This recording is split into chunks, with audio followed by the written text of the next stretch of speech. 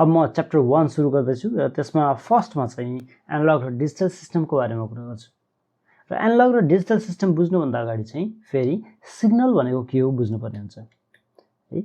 Signal भनेको simply एउटा independent भेरिएबलको कुनै एउटा फंक्सन हो हैन। अब फंक्सन के हो त त्यसो भए भन्दाखेरि फंक्सन भनेको सिम्पली कुनै इनपुट र एउटा आउटपुट बीचमा चाहिँ कस्तो रिलेसन छ भन्ने कुरा जनाउने कुनै अब म्याथमेटिकली हामीले त्यसलाई एक्सप्रेसनको माध्यमले देखाउँ या कुनै डायग्रामको आधारले देखाउँ त्यो फंक्सन हो, जसमा चाहिँ इनपुट भेरिएबल र आउटपुट भेरिएबल हैन, इनपुट र आउटपुटको रिलेसन हुन्छ।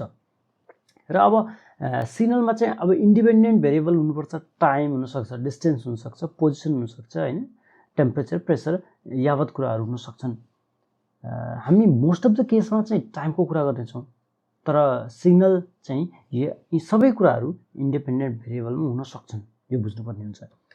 र जस्तो स्पिच अथवा म्युजिकमा तपाईले ख्याल गर्नुभयो भने त्यो माइक्रोफोनमा चाहिँ तपाईले बोल्दाखेरि जुन प्रेसर आउँछ त्यो इन्डिपेन्डेन्ट भेरिएबलमा चाहिँ प्रेसरको चेन्ज के छ त, त्यो टाइमको आधारमा चाहिँ प्रेसरको चेन्ज के छ त्यसलाई हामीले प्लट गर्यौँ भने त्यो स्पिच हुन्छ या म्युजिक हुन्छ। त्यसै कुनै एउटा चित्र ब्ल्याक एन्ड व्हाइट चित्र छ भने त्यसमा चाहिँ कलर इन्टेन्सिटीको कुरा होला, अथवा यो तपाईको आँखा अगाडि जुन चित्र डिस्प्ले भइरहेछ त्यसमा पनि कलरको कुरा होला हैन। यो हरेक पिक्सलमा चाहिँ कति इन्टेन्सिटीको सर्टेन रेड कलर पठाउने, सर्टेन ग्रीन कलर पठाउने, ब्लू कलर पठाउने भनेर त्यहाँ क्याल्कुलेट भइरहेछ र त्यो चाहिँ फंक्सन हो र त्यो फंक्सन चाहिँ सिग्नल हो फेरि है त। अब त्यो सिग्नलहरूलाई क्लासिफाई गर्ने बेलामा चाहिँ के गरिएको छ त भन्दाखेरि तपाईको त्यसको नेचरको आधारमा हैन, त्यो भेरिएबल त्यो जुन इन्डिपेन्डेन्ट भेरिएबल छ त्यो चाहिँ कस्तो छ, कन्टिन्युअस फर्ममा छ कि डिस्क्रिट फर्ममा छ कि हैन, त्यसको आधारमा चाहिँ हामी छुट्याउँछौँ। र जस्तो अब कन्टिन्युअस त बुझिन्छ लगातार भनेर, डिस्क्रिट कसैले नबुझिरहेको छ भने के हो त भन्दा डिस्क्रिट भनेको चाहिँ बेसिकली ग्यापहरू छ भन्नु खोजेको। जस्तो मैले कुनै टाइमलाई चाहिँ सर्टेन 2 सेकेन्ड 3 सेकेन्ड पछि मात्रै डेटाहरू कलेक्ट गर्यो भने त्यो बीचमा ग्याप, निश्चित ग्याप राख्यो भने त्यो डिस्क्रिट भ्यालु भयो हैन। त्यो बीचमा चाहिँ कुनै पनि टाइम छैन भनेर यसरी हेरिनुपर्छ। यसको हामी त्यो वेभहरू त्यो त्यसको डायग्राम पनि हेरौँला, अझ क्लियर होला है त। अनि त्यसपछि अब टाइमलाई हामी चाहिँ अब एनालग र डिजिटल सिस्टममा हामी टाइमलाई चाहिँ एज अ इन्डिपेन्डेन्ट भेरिएबल लिएर छौँ र वान डाइमेन्सनल, 1D भनेको यहाँनिर वान डाइमेन्सनल भन्न खोजेको हो हैन, एउटा मात्रै इन्डिपेन्डेन्ट भेरिएबल भएको हुनाले। अनि अब यदि भेरिएबल चाहिँ कन्टिन्युअस छ, मैले अघि नै भने यदि कन्टिन्युअस फर्ममा टाइमलाई राख्यो भने त्यो कन्टिन्युअस टाइम सिग्नल भयो। र त्यसैले हामीले यदि डिस्क्रिट फर्ममा हैन त्यो इन्डिपेन्डेन्ट भेरिएबललाई चाहिँ सर्टेन ग्यापमा राख्यौँ भने त्यो चाहिँ डिस्क्रिट टाइम सिग्नल भयो। अब एनालग सिग्नल हुनलाई चाहिँ दुईटा कुरा हुनुपर्छ, टाइम पनि कन्टिन्युअस हुनुपर्छ जुन चाहिँ इन्डिपेन्डेन्ट भेरिएबल हो, र एम्प्लिट्युड पनि कन्टिन्युअस हुनुपर्छ। अब यो थाहा पनि मात्र राखौँ, अहिले चित्रमा हेरौँला कस्तो देखिन्छ भनेर। जस्तो स्पिच एउटा एनालग सिग्नल भयो।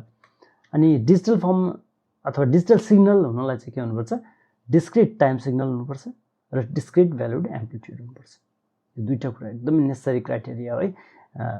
ल त्यसपछि त्यसको इक्जाम्पल हेर्ने हो भने चाहिँ कुनै पनि म्युजिक जसलाई चाहिँ डिजिटाइज गरेर कुनै पेन ड्राइभमा या सिडी रोम लेखिएको छ, सिडी रोममा या हार्ड डिस्कमा हामीले राखेका छौँ भने त्यो चाहिँ डिजिटल डेटा हो, त्यसलाई सिग्नलको फर्ममा पनि हामी भन्न सक्छौँ।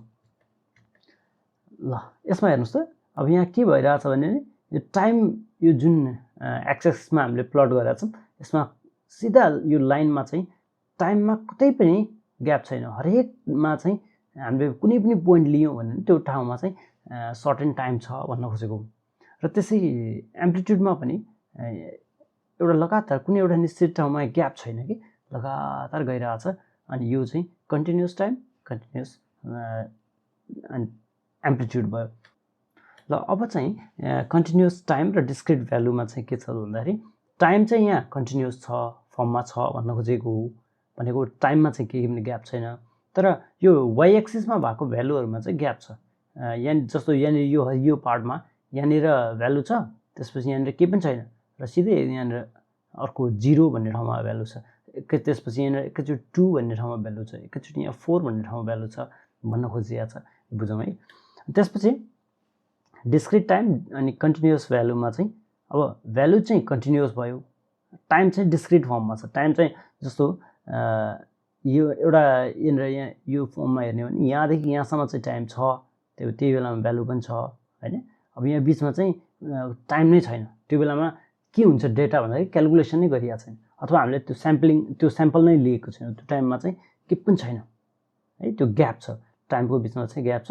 र उता भ्यालुमा चाहिँ जुनसुकै भ्यालु पनि हुनसक्छ, एउटा निश्चित यतिभित्र हुनुपर्छ अथवा यही हुनुपर्छ भन्ने केही पनि छैन भने त्यो चाहिँ टाइममा चाहिँ डिस्क्रिट भयो, भ्यालुहरू चाहिँ कन्टिन्युअस भयो। त्यसै गरी अब यहाँनिर चाहिँ यो चाहिँ डिजिटल सिग्नल हो, यसमा चाहिँ तपाईँले हेर्नुभयो भने नि यो वाइ एक्सिसतिर पनि कि त 2 छ, कि त 3 छ, कि त 4 छ, यसरी निश्चित छ भ्यालुहरू। जस्तो यहाँनिर 3 छ, यहाँ 2.5 कतै पनि छैन हैन, 3.5 कतै पनि छैन। अब यसरी भ्यालु पनि डिस्क्रिट भयो र त्यसपछि यहाँनिर टाइममा पनि ग्याप छ भने चाहिँ त्यो पनि फुलफिल भयो है। अब टाइम पनि डिस्क्रिट भयो, भ्यालु पनि डिस्क्रिट भयो भने यो डिजिटल सिग्नल भयो। अब हामीले एनालग सिग्नलबाट डिजिटल सिग्नल पनि बनाउन सक्छौँ र डिजिटल सिग्नलबाट एनालग सिग्नल पनि बनाउन सक्छौँ। अब त्यति बुझिसकेपछि अब सिस्टम के होला त भन्दाखेरि एनालग सिग्नललाई हैन, एनालग सिग्नललाई युज गरेर केही पनि काम गर्न सक्ने सिस्टम छ भने त्यो चाहिँ एनालग सिस्टम भयो। यदि उसले डिजिटल सिग्नललाई म्यानिपुलेट गर्न सक्छ भनेपछि त्यो डिजिटल सिस्टम भयो। र यो एनालग सिस्टमको यो पुरानो कम्प्युटरहरू जहाँ चाहिँ एनालग सिस्टम युज हुन्थ्यो हैन, अनि यो रेडियो जहाँ चाहिँ एनालग सिस्टम युज हुन्थ्यो, यो पुरानो रोटरी टेलिफोन हो, यो नर्मल टेलिफोनमा पनि पुरानो टेलिफोनमा पनि एनालग सिग्नल नै युज हुन्थ्यो। त्यसै गरी डिजिटल सिस्टममा चाहिँ अब डिस्क्रिट फर्ममा हुने भयो, टाइम पनि अनि एम्प्लिट्युड पनि डिस्क्रिट फर्ममा हुने भयो हैन, फाइनाइट भ्यालुहरूमा मध्ये एउटा हुनसक्छ। त्यसपछि अब त्यसको इक्जाम्पलहरू हेर्नु भने फोन भयो, अनि अहिले पछिल्लो समयको हाम्रो क्याल्कुलेटरहरू जति पनि छन् यिनीहरू सबै डिजिटल सिस्टमको इक्जाम्पलहरू हुन्। र डिफ्रेन्सेस परीक्षामा कहिलेकाहीँ आइरहेको हुन्छ। Analog system continuous wave form हो भने digital system discrete wave form हुन्छ। अब यो बाइनरी भ्यालु नै हुनुपर्छ भन्ने चाहिँ जरुरी छैन, तर मोस्टली अहिले पछिल्लो समय कम्प्युटरहरूमा सबैमा बाइनरी भ्यालुहरू युज भएको हुनाले यहाँ लेखिएको हो। तर डिजिटल सिस्टममा चाहिँ बाइनरी सेट्स नै हुनुपर्छ, बाइनरी भ्यालु नै हुनुपर्छ भन्ने चाहिँ छैन। नोइज ससेप्टिबिलिटी भनेको चाहिँ नोइजले कतिको असर पार्न सक्छ, कतिको ससेप्टेबल छ नोइजप्रति भन्न खोजेको। एनालग सिग्नल चाहिँ एकदमै हाइली ससेप्टेबल हुन्छ। किन त्यस्तो त भन्दाखेरि मोस्ट अफ द सिग्नलहरू चाहिँ हाम्रो नेचरमा पाइने चाहिँ एनालग सिग्नल हुन्छ र त्यसैले त्यसलाई असर पार्न सक्छ। अब डिजिटल चाहिँ किन त्यस्तो त भन्दा डिजिटल सिग्नलहरू एकदमै कम हुन्छ हैन। त्यो डिजिटल सिग्नललाई पनि नोइजले केही असरै नपार्ने भन्ने त होइन, त्यसो हुन्छ, बिगार्छ कहिलेकाहीँ। किनभने हामी त बेसिकली यो कुराहरूलाई रिप्रेजेन्ट गर्नलाई त त्यही सेम इलेक्ट्रोनिक्समा भर पर्नु पर्यो। अब इलेक्ट्रोनिक्समा पनि नोइजले असर पार्छ नै, त्यसैले अब अलिक कम चाहिँ हुन्छ, यसको तुलनामा धेरै नै कम हुन्छ, तर नोइज ससेप्टेबल चाहिँ हुन्छ, थाहा राख्नुपर्छ है। त्यसपछि स्टोरेज गर्नलाई अब यहाँ चाहिँ बाइनरी बिट्सहरू हामी युज गर्छौँ भने यहाँ चाहिँ अलिकति स्टोरेजमा समस्या हुन्छ, अलि सजिलै स्टोर गर्न मिल्दैन। तर यसलाई स्टोर गर्ने मेकानिजम चाहिँ छ, हामीले केही न केही गरी स्टोर चाहिँ गर्न सक्छौँ। अनि प्रोसेसिङ गर्दाखेरि पनि अब यो बल्कियर हुने के सबभन्दा समस्या भनेको एनालग सिस्टमको डिभाइसहरू जति पनि छन् तिनीहरू एकदम बल्कियर हुन्छ। त्यसपछि एक्युरेट डेटाहरू पनि हामी स्टोर गरेर राख्न सक्दैनौँ पछि त्यसलाई रिप्रेजेन्ट गर्नलाई। त्यसैले एनालग सिस्टम भन्दा हामी डिजिटल सिस्टम युज पनि गरिरहेको छौँ र यो चाहिँ इजी हुन्छ, मोर एक्युरेट हुन्छ, फास्ट हुन्छ। त्यसपछि अब के फाइदाहरू डिजिटल सिस्टमको र त्यसको इम्पोर्टेन्सहरू हेर्ने हो भने चाहिँ अब डिजिटल सिस्टम चाहिँ सबै बाइनरी डेटाहरू अलि पछिल्लो समय 0-1 कै फर्ममा हामी रिप्रेजेन्ट गर्छौँ भनेर भन्छौँ। त्यो भनेको के हो फर्दर कोर्समा बुझिँदै जान्छ। र सबभन्दा राम्रो कुरा चाहिँ डिजिटल सिस्टममा चाहिँ एक्युरेट हुन्छ, किनभने नोइजसँग लेस ससेप्टेबल छ हैन। अनि स्पिड एकदमै राम्रो हुन्छ, हायर स्पिड अचिभ गर्न सकिन्छ। अनि फ्लेक्सिबल छ, प्रोग्राम रिप्रोग्राम गर्न सकिन्छ। अनि मिनिचराइजेसन भनेको चाहिँ एकदमै सानो सानो डिभाइसहरू, जस्तो अहिले पछिल्लो समय हामीले कानमा लगाउने सानो इयरबडमा कति कुराहरू फिट इन गरिएको छ। त्यहाँ एउटा सानो प्रोसेसर पनि छ हैन, अनि रिसिभर छ, अनि ट्रान्समिटर छ, त्यसपछि सानो ब्याट्री पनि राखिएको छ। थुप्रै कुरा राख्दाखेरि पनि काम चलेको छ। त्यो चाहिँ डिजिटल सिस्टमले, डिजिटल सर्किटहरूले दिएको फाइदा हो। अनि बेसिक बिल्डिङ ब्लकमा चाहिँ डिजिटल सिस्टमको लजिक गेट्सहरू पर्छन्, जुन चाहिँ हामी पढ्नेवाला छौँ। अनि फ्लिप फ्लपहरू, जसमा चाहिँ जसलाई युज गरेर हामी मेमोरी डिभाइसहरू बनाउँछौँ र काउन्टर रजिस्टरहरू बनाउँछौँ, त्यो पढ्नेवाला छौँ। कम्बिनेसनल सर्किट भनेको बेसिकली यही लजिक गेट्सहरूलाई युज गरेर हामी एउटा यस्तो सर्किट बनाउँछौँ जो चाहिँ खालि इनपुटमा मात्रै भर पर्छ त्यसको आउटपुट चाहिँ। अनि सिक्वेन्सियल सर्किट भनेको बेसिकली फ्लिप फ्लप जस्तै हो, फ्लिप फ्लप नै हो हैन, जहाँ चाहिँ प्रिभियस रिजल्ट के छ त्यसले चाहिँ असर पार्छ आउटपुटलाई। अब डिजिटल कम्प्युटरको एकदमै बेसिक ओभरभ्यू हेर्ने हो भने चाहिँ एउटा यस्तो सिस्टम जो चाहिँ बाइनरी नम्बर सिस्टममा आधारित छ।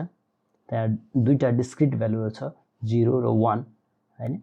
अनि त्यो कम्प्युटरमा चाहिँ एउटा होल कम्प्युटर, डिजिटल कम्प्युटरमा चाहिँ मेन प्रोसेसर एलिमेन्ट हुन्छ, र जसमा चाहिँ अर्थमेटिक र लजिकल युनिट हुन्छ र कन्ट्रोल युनिट हुन्छ।